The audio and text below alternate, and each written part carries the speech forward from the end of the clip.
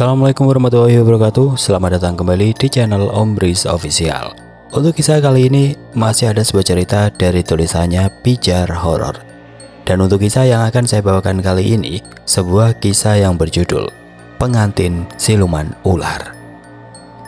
Sebelum kita lanjut ke ceritanya, tekan dulu tombol like video ini dan jangan lupa tekan juga tombol subscribe channel ini.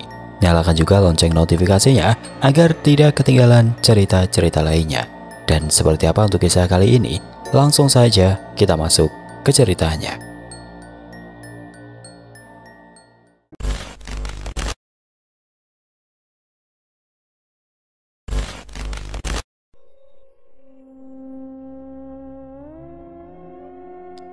Langit mendung bergelayut rendah saat rombongan pekerja proyek jalan desa tiba di kawasan hutan Ngadiroso.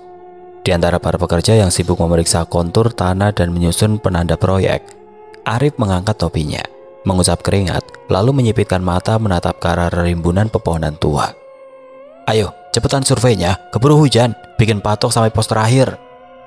Perintah Pak Heru mandor lapangan sambil menunjuk arah barat, arah ke hutan yang katanya jarang dijamah warga. "Pak, boleh saya sebentar ke belakang, mau pipis?" tanya Arif cepat. "Ya udah, tapi jangan jauh-jauh, jangan ngilang." Arif mengangguk dan bergegas menyelinap ke balik semak. Ia berjalan sedikit masuk, mencari tempat yang cukup untuk bersembunyi dari pandangan teman-temannya.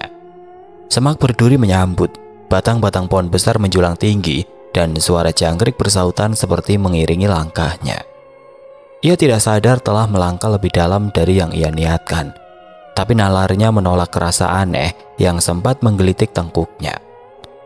Saat akhirnya ia berhenti di dekat sebuah batu besar yang agak melengkung, nyaris membentuk setengah lingkaran, ia segera membuka resleting celananya. Aroma tanah basah bercampur angin dingin membuat bulu kuduknya meremang seketika. "Ah, leganya," gumamnya. Namun baru beberapa detik air seninya menyentuh tanah, semilir angin datang tanpa suara.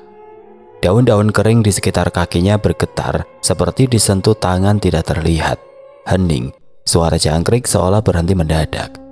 Arif mengangkat kepala, matanya terpaku pada sesuatu di atas dahan pohon tinggi yang menaungi batu tempat ia berdiri. Sebuah kulit ular putih menjuntai dari ranting. Terlihat masih basah dan segar, seolah baru ditanggalkan. Ia mengernyit lalu terkekeh. "Halah, beginian doang." Tapi saat ia hendak membenahi celananya, tiba-tiba terdengar suara berdesis, panjang, pelan, bukan dari satu arah, tapi dari segala penjuru. Arif membeku, nafasnya tercekat. Angin kembali bertiup, kali ini lebih dingin, menusuk sampai ke tulang belakang. Ia buru-buru menarik resleting dan berlari keluar dari semak. Jantungnya berdetak keras seperti tabuhan kentongan. Saat ia kembali ke rombongan, wajahnya pucat. "Kau kenapa, Rip?" tanya Gito, rekan satu timnya. Enggak ada apa-apa," jawabnya buru-buru, tapi matanya terus menoleh ke belakang, ke arah semak yang tadi ia singgahi. Batu besar itu kini seolah berdenyut, seperti jantung yang hidup. Rasa janggal menghinggapi perasaan Arif.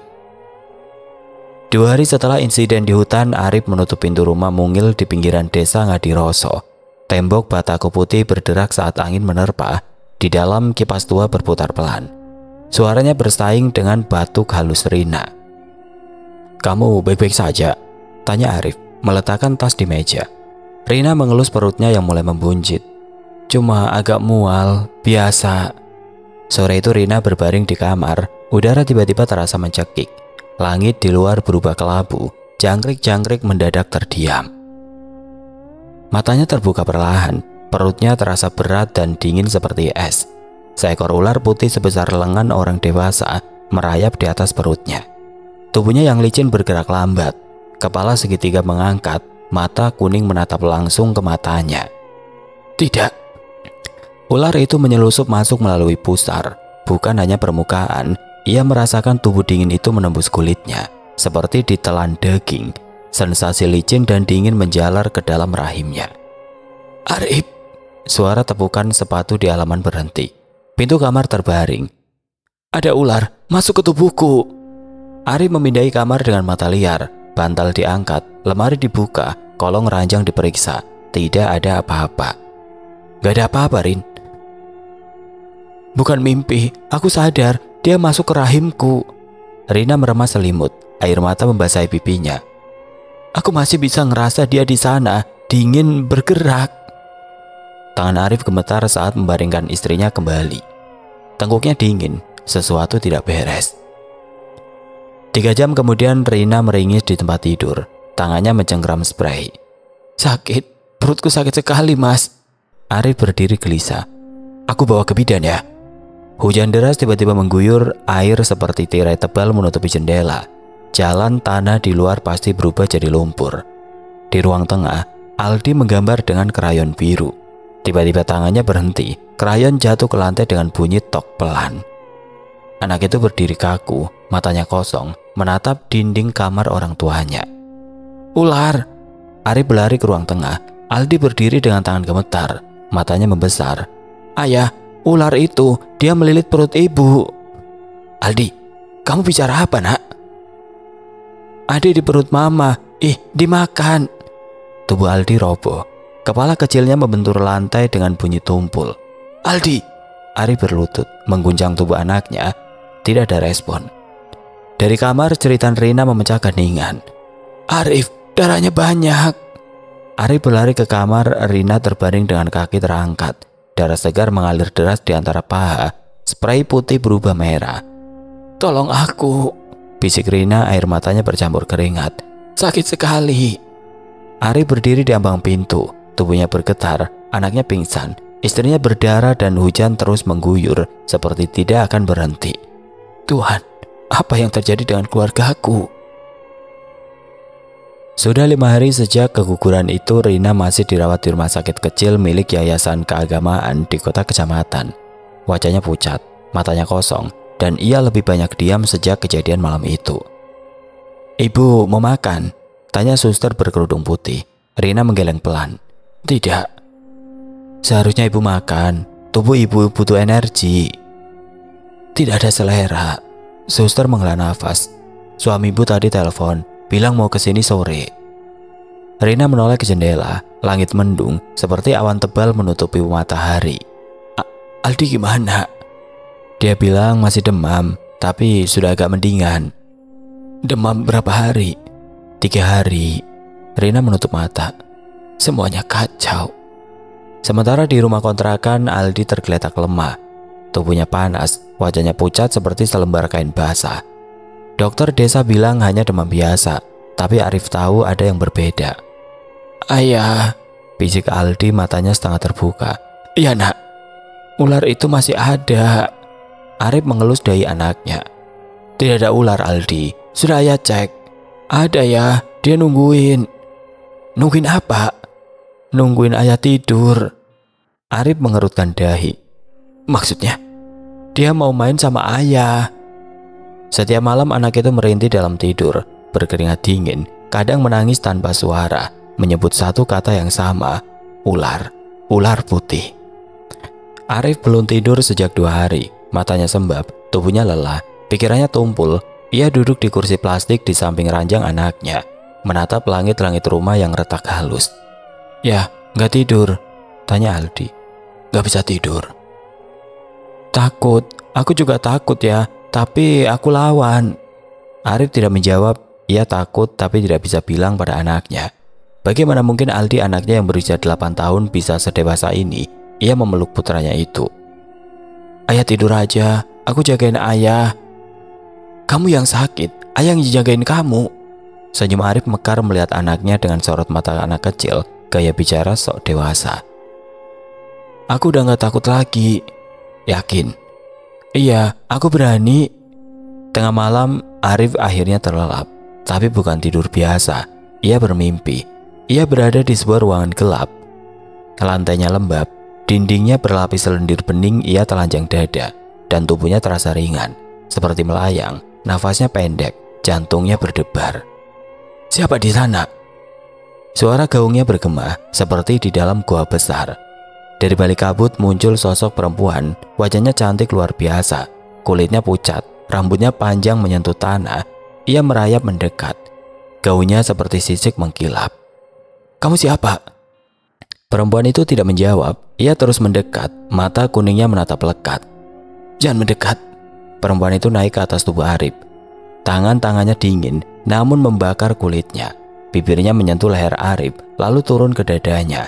Nafasnya dingin seperti es. "Lepas!" Arif mencoba mendorong. Tapi saat Arif mencoba menatap wajahnya lagi, tubuhnya telah berubah. Ular, kepala hingga dada adalah wanita cantik luar biasa dengan kulit putih bak porselin. Matanya kuning menyala, lidahnya bercabang dan menjilat pipi Arif. Namun badannya adalah ular. Sisiknya putih terang dengan ekor melata. "Tidak!" Arif ingin berteriak, ingin mendorong, tapi tubuhnya lumpuh. Suara wanita itu mendesis pelan, memenuhi telinganya seperti racun. "Kau milikku sekarang. Kau menyentuh tanahku, maka tubuhmu kini jadi milikku. Kau akan menjadi pengantin priaku." "Enggak mau." "Kau tidak bisa menolak. Istrimu sudah kehilangan anaknya. Sekarang giliranmu." "Rina, jangan sakiti Rina." "Aku akan mengambil semuanya. Istrimu, anakmu, dan kau. Janin di perutnya manis." Arif terbangun dengan nafas memburu. Dadanya basah oleh keringat. Ia terhuyung dari kursi, menatap sekeliling ruangan gelap. Hanya suara kipas berderit pelan. Ayah kenapa?" Tanya Aldi masih berbaring lemah. Mungkin ayah lupa berdoa. Ayah mimpi buruk tadi." Aku takut ayah sakit kayak mama. Aku juga kayak ayah. Tadi aku mimpi buruk." "Mimpi apa, Di?" "Perempuan ular." Arif mendekap tubuh anaknya. "Ceritain." "Dia cantik tapi badannya ular putih. Dia bilang mau ngambil ayah." "Kapan kamu mimpi begini?" "Setiap malam." "Kenapa nggak pernah bilang sama ayah, Al?" "Dulu aku takut, sekarang aku berani bilang." Arif memeluk anaknya. "Ayah percaya." Mata Arif terbelalak kala tidak sengaja melihat di ujung ranjang ada bekas lendir licin mengalir turun ke lantai seperti bekas sesuatu yang melata di sana. "Ayah, lihat." Arif mengikuti arah telunjuk Aldi. Bekas lendir itu masih basah, mengkilap di bawah cahaya lampu. "Dia habis ke sini," bisik Aldi. Arif bergidik, memindahkan posisi tidur anaknya ke kamarnya, ke tempat yang lebih aman, ia pikir. Tapi, apa ia itu aman? Bahkan Rina pun sakit di kamar utama. Arif berdebar berlari melihat putranya. Ada. Arif bernapas lega melihat anaknya. Arif melihat Aldi masih terjaga dengan robot di tangannya sedang bermain. "Ular jahat, aku serang kamu." Dar. Seakan robot itu menembak ular dalam imajinasinya. Arif terhuyung lemah, menenangkan hatinya. Ia membersihkan lendir itu dengan karbol dengan jumlah yang sangat banyak. Di rumah sakit Rina gelisah. Tubuhnya menggigil meski selimut menutupi sampai dagu. Suster bilang kondisinya membaik, tapi Rina tahu ada yang terus mengawasinya dari balik jendela. "Suster," panggil Rina saat suster malam lewat. "Iya, Bu. Boleh nggak lampunya nggak dimatiin?" "Kenapa?" "Aku takut gelap. Nanti ganggu pasien lain." "Tolong, aku benar-benar takut." Suster mengangguk. "Oke, tapi lampunya yang redup saja." "Terima kasih. Ibu mau saya antar telepon suami?" "Tidak perlu, biar dia istirahat." Malam itu Rina sendirian di bangsal. Pasien lain sudah tidur nyenyak, hanya suara AC yang berdenging pelan. Lampu di lorong mati sejenak, bunyi listrik menyala mati, suara langkah perlahan terdengar, menyeret seperti ekor panjang, menggesek lantai. "Siapa di sana?" tanya Rina. Tidak ada jawaban. Suara langkah semakin dekat, tirai jendela bergerak pelan, padahal jendela tertutup. Suster!" Rina menoleh ke arah lemari sudut ruangan. Di atasnya berdiri sosok perempuan tinggi dengan rambut hitam tergerai. Wajahnya tidak tampak jelas, tapi matanya berkilat seperti mata reptil. "Kamu siapa?" tanya Rina dengan suara bergetar. Sosok itu turun tanpa suara, berjalan mendekat ke tempat tidur Rina. Langkahnya seolah tidak menyentuh lantai. "Jangan mendekat." "Kau bukan apa-apa." Suaranya menggema. Bukan satu, tapi dua, tiga, seperti bisikan dari banyak mulut. "Pergi." "Dia milikku sekarang." Suara itu menggema menyusup langsung ke kepalanya. "Siapa yang kamu maksud?" "Suamimu, anakmu, calon bayimu semuanya. Rina berteriak sekuat tenaga. Suster! Suster datang terburu-buru, menyalakan semua lampu. Ada apa, Bu? Ada hantu perempuan di sana, di atas lemari. Suster melirik ke arah lemari, mata suster tidak melihat apapun. Tidak ada siapa-siapa, Bu. Tadi ada perempuan tinggi, rambutnya panjang. Mungkin ibu lelah, efek obat mungkin. Bukan, aku tidak minum obat apa-apa. Tapi sosok itu sudah hilang, hanya bekas lendir di lantai kamar yang membuat suster mengerutkan dahi. Ini apa? Tanya suster menunjuk lendir itu. Dia ninggalin itu. Siapa? Perempuan hantu ular itu. Suster menggeleng. Ibu istirahat, besok dokter akan periksa. Jangan matikan lampu, jangan redupkan lampu, aku mohon. Tidak, Bu, lampunya tidak akan saya matikan. Suster menatap lendir itu, rasa dingin dan merinding juga hinggap. Ia menggeleng ketakutan. Setelah suster pergi, Rina menatap langit-langit kamar. Ia yakin sosok itu akan kembali, dan kali ini mungkin tidak sendirian. Arif, tolong aku. Isaknya memeluk selimut.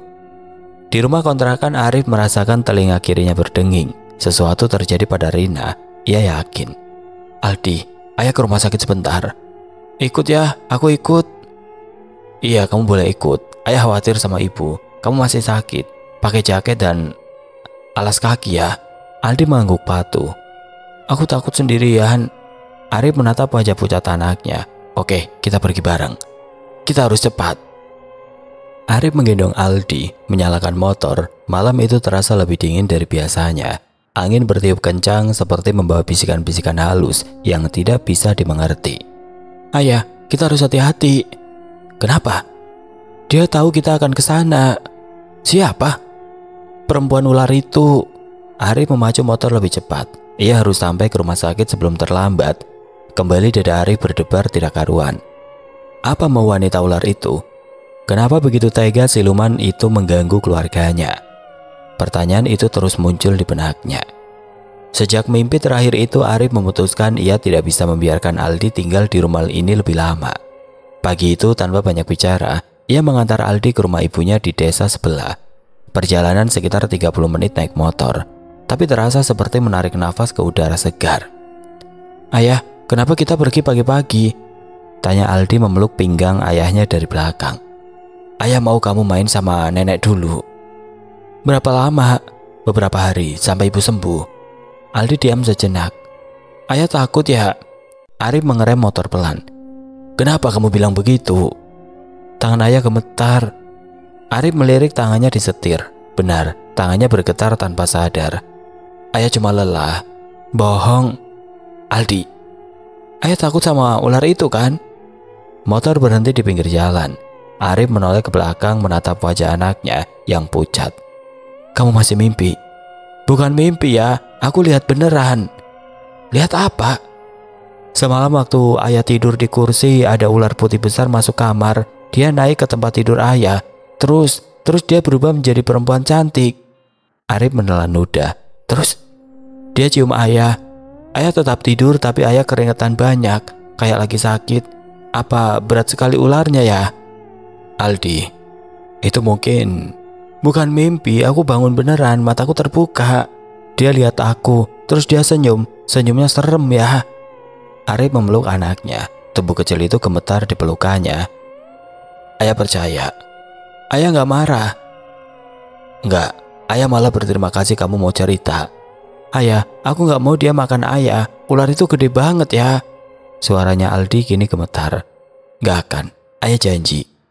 Mereka sampai di rumah nenek pukul 8 pagi. Rumah panggung kayu dengan teras luas dan pot-pot tanaman hias. Nenek keluar dengan sarung batik dan kemeja putih. Loh, Arif, tumben pagi-pagi. Assalamualaikum, Bu. Waalaikumsalam. Aldi, kenapa pucat begitu?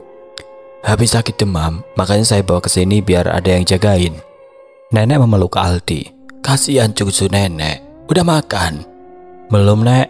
Ayo masuk. Nenek buatin bubur ayam. Di beranda rumah sang nenek, Arif mengelus kepala anaknya. Tinggallah di sini dulu ya, Nak. Ibu belum kuat. Ayah juga belum selesai membereskan semuanya. Aldi mengangguk pelan. tapi wajahnya masih pucat. Ia menatap Arif seolah ingin berkata sesuatu, tapi sempat ragu. Lalu akhirnya ia berbisik, "Ayah, aku nggak mau tidur di rumah kita lagi." "Iya, kalau Aldi nggak mau tidur di rumah ayah, izinkan." Anak itu menunduk, suaranya gemetar. "Ular besar itu ya, dia tiduran di atas perut ibu setiap malam, matanya terbuka ngeliatin aku." Arif membeku, pelipisnya basah. "Nenek nggak usah tahu ya," tambah Aldi pelan. "Nanti nenek takut." Arif hanya mengangguk dan memeluk Aldi lebih erat dari biasanya.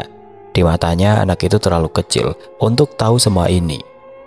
Tapi ia telah melihat, ia tahu.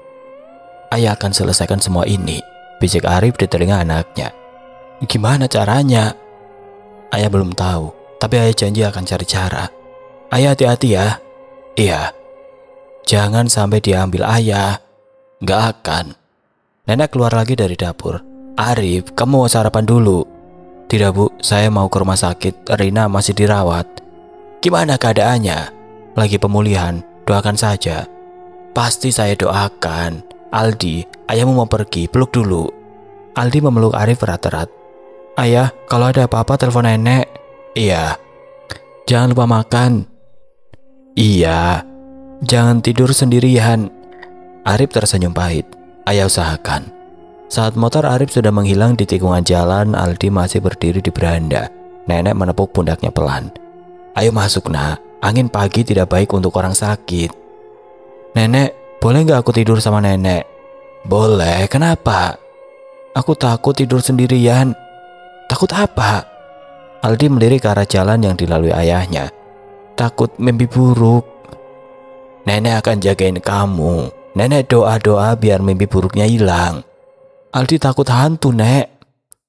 Nenek tersenyum. "Nenek percaya sama Allah. Kalau kita sering berdoa, hal-hal jahat gak akan bisa mengganggu." Aldi mengangguk. "Nenek, kita doa bareng buat ayah ya." "Iya nak, kita doakan ayah dan ibumu." Mereka masuk ke rumah. Aldi menoleh sekali lagi ke jalan. Ayahnya tampak semakin jauh. Batin Arif terisak saat motor menjauhi rumah ibunya. "Ya Allah, apa yang terjadi sebenarnya dengan keluargaku?" Angin pagi bertiup kencang membawa aroma tanah basah. Arif memacu motor lebih cepat menuju rumah sakit tempat Rina dirawat. Di belakangnya bayang-bayang putih berekor dengan mahkota di kepala mengikuti dari kejauhan. Selalu menjaga jarak, tapi tidak pernah hilang. Rina mengayunkan kaki dari tempat tidur rumah sakit. Sendal plastik biru menyentuh lantai dingin. Tangannya meraba perut yang masih terasa kosong. "Sudah siap pulang?" tanya suster muda sambil memeriksa infus terakhir. "Sudah." Rina mengangguk lemah, matanya menatap jendela. Di rumah Arif meletakkan tas kecil Rina di sudut kamar. Rumah terasa sunyi tanpa keributan tetangga yang biasa bocor lewat dinding tipis. Rina berjalan pelan ke kamar mandi. Tangannya meraba tembok untuk menopang tubuh. "Mau makan apa?" Arif membuka kulkas yang hampir kosong. "Bubur aja sedikit." Arif menanak nasi, menambah air lebih banyak. Uap panas mengembun di kaca jendela dapur. Rina duduk di kursi plastik, mengunyah lambat. Setiap sendok seperti perjuangan. "Enak, enak." Rina menyendokkan lagi, meski wajahnya pucat. Malam pertama terasa normal. Rina tertidur jam 9 setelah menonton sinetron. Arif duduk di teras, merokok sambil mendengar suara motor yang hilang muncul di gang sempit. Malam kedua, jam 1:05, Rina terbangun. "Mas," suaranya parau. Arif menyalakan lampu. Rina duduk tegak, tangan menempel di dada, nafasnya pendek-pendek seperti habis lari. "Kipas." Arif berdiri cepat. "Iya." Kipas angin berputar dengan bunyi berdetak. Rina mengusap keringat di dahi, matanya menatap langit-langit, tapi seperti melihat sesuatu yang tidak ada. "Mas, rasanya ada yang duduk di dada." Arif mengambil minyak kayu putih, mengoleskan di pelipis Rina. Aroma min menyengat mengisi kamar kecil. Rina memejamkan mata, tubuhnya kaku, seperti menahan sesuatu yang berat. "Mau ke dokter?" "Nggak usah, bentar lagi hilang." Tapi tidak hilang. Rina meringkuk mengerang pelan. Arif duduk di pinggir tempat tidur, tidak berani menyentuh. Tangannya menggantung di udara. Dari sudut kamar yang gelap terdengar suara seperti angin pelan atau desis. Arif menoleh tapi tidak ada apa-apa. Hanya bayangan lemari yang mencurigakan. "Mas, kamu dengar nggak?" "Dengar apa?" "Suara mendesis, seperti ular." Arif menelan ludah. "Nggak ada apa-apa, Rin." Tapi dia dengar desis halus yang membuat bulu kuduk merinding. Pola yang sama terulang setiap malam. Jam 1 lewat, Rina mulai sesak. Jam 2, tubuhnya kaku. Jam 3 dia tertidur lagi dengan nafas yang masih berat. Arif mulai tidak tidur. Mata melotot menatap jam dinding yang berdetak pelan, menunggu setiap malam. Dia bersiaga seperti tentara yang menunggu serangan. Hari kelima Rina tidak bangun untuk sarapan. "Rin." Arif mengguncang bau istrinya, kulitnya dingin seperti es. Rina bergumam, mata tetap terpejam. "Bangun Rin, udah siang." Arif memeriksa dahi Rina, tidak panas, tapi nafasnya dangkal, seperti orang yang hampir tenggelam. "Kamu kenapa sih?" Rina diam, masih bernafas, walau pendek-pendek. Siang itu Arif menelpon dokter desa. Pak dokter datang dengan tas kulit coklat yang sudah lusuh. Stetoskop dingin menempel di dada Rina. "Detak jantung normal," gumam Pak dokter sambil memeriksa tekanan darah. "Gula darah juga bagus." "Tapi dia lemah sekali, Dok." "Wajar, efek keguguran memang begini. Butuh waktu untuk pulih." Pak dokter memberikan vitamin B kompleks dan zat besi. "Minum teratur, makan yang bergizi." Tapi vitamin tidak membantu. Rina semakin lemah, kadang meracau dalam tidur, memanggil nama-nama yang tidak Arif kenal. Bahasa yang aneh, seperti berbicara dengan seseorang yang tidak terlihat. "Ampun Ratu, hamba tidak tahu, hamba minta maaf." Arif mendengar dari ruang tamu, bulu kuduknya merinding. Siapa yang dipanggil Rina? Ratu siapa? Malam ke-7 Mandor Heru datang. Kali ini tidak sendiri. Pria kecil bersorban putih berdiri di sampingnya. "Ini Ustadz Faruk, sahabat lama ahli ruqyah." Ustadz Faruk tersenyum tipis, matanya kecil tapi tajam seperti pisau. Dia menatap sekeliling rumah, seperti membaca sesuatu yang tidak bisa dilihat orang lain. "Assalamualaikum." "Waalaikumsalam Ustadz. Boleh, saya lihat istrimu." Arif mengantar ke kamar. Rina tertidur dengan nafas yang ternganga. Ustadz Faruk berdiri di ujung tempat tidur, membaca doa dalam hati. Bibirnya bergerak tanpa suara. "Subhanallah," bisiknya pelan. "Bagaimana Ustadz?" "Masalahmu bukan di sini," kata Ustadz Faruk sambil menunjuk ke arah Rina. "Kau telah menyalahi batas." Heru mengangguk. "Waktu itu kau pipis sembarangan. Kamu tidak sadar ada kerajaan gaib yang kamu kotori. Sikapmu itu membuat pemiliknya sangat marah, Rip. Setidaknya kamu mengucapkan permisi dan minta izin." Arif menunduk, tangannya berkeringat. Sebuah ingatan berkelebat saat berada di pinggir hutan. Ketika survei proyek, ia ingat jelas tempat itu. "Saya benar-benar tidak tahu, Ustadz." "Kau kebetulan memilih tempat yang salah, nak. Apa yang terjadi sekarang adalah cara si empunya rumah memberitahu kesalahanmu dan mungkin ia sangat marah." "Tempat itu sebenarnya tempat apa, Ustadz?" "Kerajaan ular. Itu adalah istananya, tempat penunggu hutan bertahta." Arif menelan ludah. Kerajaan ular. Jadi mimpi Rina tentang Ratu Ular itu mimpi Aldi, dan penglihatan Aldi bahwa ular besar berada di atas perut Rina. Mimpinya yang diajak bercinta oleh seorang wanita berbadan ular adalah nyata. "Kau harus mengakui kesalahanmu dan ketidaktahuanmu," ucap Ustadz Faruk tenang sambil menatap mata Arif. "Kau harus kembali ke sana, bawa sesajen sederhana dan air doa, bukan untuk menyembah, tapi untuk meminta maaf." "Meminta maaf? Kau telah mengotori tempat suci mereka. Sekarang istrimu yang menanggung akibatnya." Heru menepuk bahu Arif. "Besok kita ke hutan. Selesaikan masalah ini sebelum terlambat." "Bagaimana kalau saya tidak mau?" Ustadz Faruk melirik ke arah kamar. "Lihatlah istrimu. Kau mau dia seperti itu terus?" Arif menoleh. Rina masih tertidur, tapi tubuhnya bergetar, seperti kedinginan meski udara panas. "Tapi saya takut, Ustadz." "Takut itu wajar, tapi tanggung jawab lebih penting dari rasa takut." "Apa yang harus saya bawa?" "Bunga 7 rupa, kembang telon, air doa, dan hati yang ikhlas mengakui kesalahanmu." Arif mengangguk pelan. "Kapan saya harus berangkat ke sana, Ustadz?" "Besok subuh, sebelum matahari terbit." "Tolong bantu saya, bantu agar saya selamat, Ustadz." "Aku membantumu dari rumahku." Malam itu Arif tidak tidur. Dia duduk di samping Rina mendengarkan setiap nafas istrinya. Kadang Rina bergumam, kadang terbangun dengan mata yang kosong. Besok dia harus kembali ke hutan, tempat yang telah mengubah hidupnya selamanya. Rasa takut itu menjalar, namun Ustadz Faruk telah memberinya petunjuk amalan doa dan menegakkan sholat tahajud malam ini juga. Subuh belum terbit ketika Arif, Heru, dan Ustadz Faruk berjalan menuju hutan. Kabut tipis menyelimuti jalan setapak. Arif membawa tas kecil berisi bunga 7 rupa dan kembang telon. Ustadz Faruk menenteng botol air putih yang sudah dibacakan doa. "Masih ingat jalannya?" tanya Heru sambil menyalakan senter. "Ingat." Arif mengangguk. Dadanya berdebar keras, membayangkan tempat yang ia tuju adalah kerajaan ular. "Pohon besar yang itu." "Jangan takut berlebihan, kita datang dengan niat baik." Mereka berjalan dalam diam. Suara langkah kaki tertelan dedaunan basah. Senter Heru menerangi akar-akar yang menjulur seperti ular tidur. "Ustadz, bagaimana kalau mereka tidak mau memaafkan?" "Tulus dan hanya memohon pertolongan Allah, nak. Makhluk apapun menghargai ketulusan." "Tapi istri saya masih bisa tertolong kan?"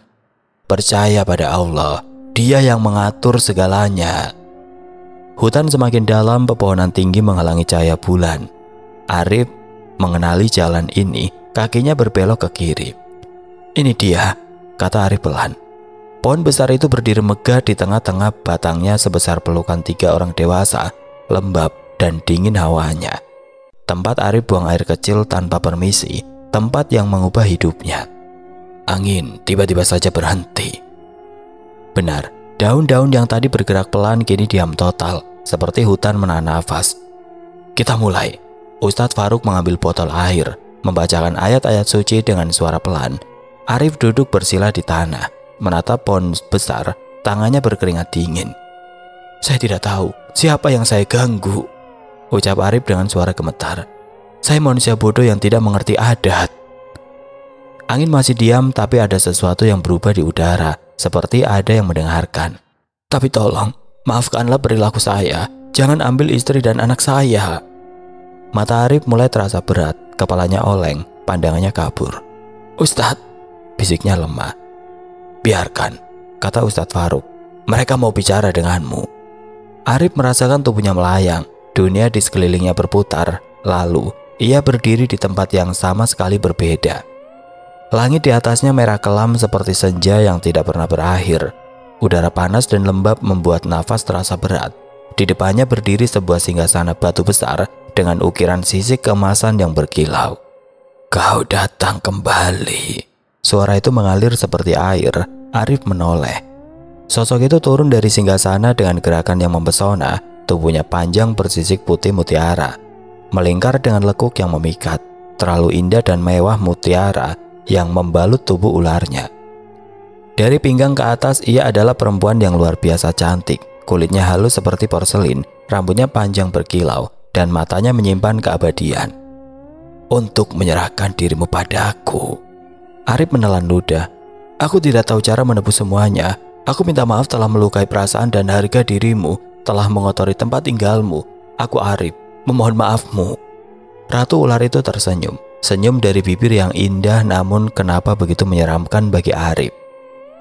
"Ambil aku, tapi lepaskan Rina dan anakku. Kau tidak perlu menyerahkan nyawamu. Kau hanya harus tinggal di kerajaan gaibmu sebagai suami yang siap melayaniku." Mata si ratu berkilat tajam.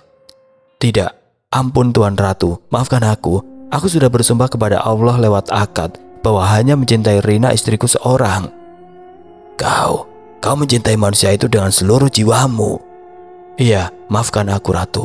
Aku minta tolong lepaskan istriku." "Aku benci itu." Ratu ular mendekat, wajahnya indah tapi mengerikan. Arif merasakan aura kekuatan yang luar biasa, nafasnya tercekat. "Kenapa kau tidak takut mati?" "Setiap yang bernyawa pasti mati. Aku hanya takut pada Allah. Cinta tulusku berusaha sekuat tenaga melindungi orang yang kucintai. Hanya itu." Ratu ular berhenti melangkah, matanya menatap Arif lama. Ada sesuatu yang berubah di wajahnya. "Manusia bodoh, tapi kau tulus. Kau Kau tidak tergoda dengan mutiara di tubuhku. Kau tidak punya sikap tamak sama sekali. Manusia tamak akan berusaha mengambil mutiaraku. Ia mengangkat tangan, menyentuh dahi Arif, dingin seperti salju. Tubuh Arif terhempas mundur. Cahaya putih membanjiri pandangannya. Pergilah, jangan kembali lagi. Tatap penuh amarah itu menembus pandangan Arif. Arif bangun di tengah hutan, tubuhnya tergeletak di tanah basah, nafasnya ngos-ngosan. Heru memanggilnya panik. Rip, bangun. Dia sudah sadar, kata Ustadz Faruk tenang. Bagaimana? Arif mencoba bangkit, tapi kaki kirinya tidak bisa digerakkan. Kakiku, Ustadz, kaki kiriku tidak mampu bergerak. Pelan-pelan, kau baru saja keluar dari alam lain. Ustadz Faruk membacakan doa berulang kali pada kaki Arif. Heru juga ikut berdoa di sisi Ustadz Faruk. Apakah mereka melepaskan Rina? Kita lihat di rumah. Heru menenangkan. Heru dan Ustadz Faruk menyangga tubuh Arif di kiri dan kanan. Perjalanan pulang terasa berat. Kaki Arif menyeret di tanah. Keringat bercucuran di wajah Arif. Sakit dan nyeri masih terasa di kakinya. Maaf, merepotkan, gumam Arif. Tidak apa-apa, yang penting istrimu selamat. Kakimu sakit karena hukuman dari Ratu Ular Roro Betari. Namun tidak ada yang tidak mungkin, anakku. Jangan bersedih, kita pasti bisa melewati semua ini. Arif mengangguk. Tak ada yang bisa ia lakukan selain pasrah dan tabah menerima kesakitan yang mendera kakinya. Saat mereka tiba di rumah, pintu kamar terbuka. Rina duduk bersandar di dinding, wajahnya pucat tapi tenang. Mata yang kemarin kosong kini jernih. Mas, Rina berdiri pelan. Kamu, kenapa jalannya? Tidak apa-apa. Kamu sudah baik kan? Sudah, tadi tiba-tiba bangun rasanya ringan. Ustadz Faruk mengangguk. Istrimu sudah melewati batas maut. Allah melindunginya. Terima kasih Ustadz. Ustadz Faruk menunduk. Heru membetulkan tempat duduk untuk Arif. Terima kasih Pak Heru. Mungkin saya belum bisa berangkat kerja lagi melanjutkan urusan proyek. Tidak apa Arif. Aku sudah mengatur supaya kau mengambil cutimu lebih awal. Semoga kita bisa mengambil hikmah dari kejadian ini. Arif mengangguk-angguk aneh. Rina keluar tanpa terlihat pucat sama sekali, langkahnya ringan, membawa 3 gelas air teh dan juga nampan berisi kue. Arif menggenggam tangan istrinya itu, memintanya duduk di sisinya. Kekuatan paling kuat adalah kekuatan Allah. Menghormati makhluk lain juga keharusan dalam agama kita. Semoga makhluk itu ikhlas melepasmu dan hidupmu kembali tenang. Minggu berikutnya Ustadz Faruk datang setiap malam. Arif menjalani ruqyah rutin, tidak hanya pembersihan fisik, tapi juga spiritual. Baca istighfar setiap saat, kata Ustadz Faruk sambil menutup mushaf.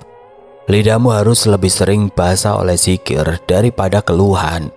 Iya Ustadz, jangan lupa bersyukur. Allah sudah memberikan kesempatan kedua. Nikmat sehat keluarga yang selamat dari musibah juga termasuk hal yang harus disyukuri. Arif mengangguk. Air matanya mengalir lebih banyak dari kata-kata. Setiap malam ia duduk sendiri di ruang tamu dengan lampu dimatikan. Menggelar sajadah menghadap kiblat, membisikkan istighfar ke angin malam yang tenang. Maafkan aku Ratu Ular, bisiknya lirih. Aku manusia yang tidak tahu adat. Astagfirullahaladzim, astagfirullahaladzim. Hingga jumlahnya ratusan, ribuan setiap malam. Angin yang lewat malam itu terasa sejuk, seperti ada yang mendengarkan dan memaafkan. Dalam 3 bulan Arif bisa berjalan lagi. Tidak secepat dulu, tapi cukup untuk berjalan berdampingan bersama Rina. Mereka sering duduk di teras sore-sore, menonton Aldi bermain dengan anak-anak tetangga. Mas, kata Rina suatu malam, aku mimpi aneh waktu sakit kemarin. Mimpi apa? Ada perempuan cantik bilang dia sudah maafkan kamu. Arif menatap Rina. Kamu ingat wajahnya? Cantik sekali. Aku sedikit cemburu.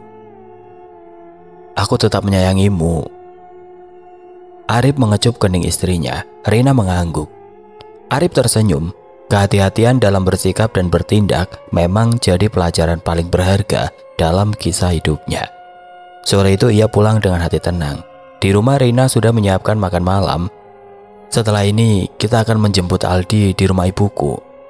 Iya, aku rindu dengan Aldi. Rina mempersiapkan oleh-oleh yang cukup banyak untuk ibu mertuanya itu. Aldi berlari menyambut kedua orang tuanya. Ia memeluk ayah dan ibunya penuh kerinduan. "Ayah, besok Aldi ikut pulang boleh? Aldi rindu mama." "Boleh, kami memang datang untuk menjemputmu sayang." "Hore, pulang ke rumah." Aldi melompat-lompat bahagia. Ia terus menggenggam erat tangan kedua orang tuanya. "Arif, Rina, kita masuk dulu. Besok pagi ada selamatan kecil karena Rina sudah kembali sehat. Malam ini kalian menginap di sini dulu ya." Arif mengangguk patuh pada ibunya. "Terima kasih banyak Bu atas doanya. Terima kasih telah menjaga Aldi." Rina mengecup punggung tangan mertuanya itu. "Kau juga anakku Rina." Mertua dan menantu itu kini berpelukan. Ayah, kata nenek, kalau mau tidur harus baca doa biar tidak diganggu jin atau siluman ular." Bisik Aldi di telinga Arif. Arif mengangguk. Bukan hanya dirinya dan Rina yang belajar banyak hal. Ternyata anaknya juga mengambil hikmah yang luar biasa dari kejadian ini. Arif mengangkat Aldi, mencium pipinya. Sorot bahagia terpancar dari mata semua orang. Keluarga kecil yang hampir hilang kini kembali utuh. Penyesalan yang sungguh-sungguh memang bisa menyelamatkan, bahkan dari makhluk yang tidak kasat mata.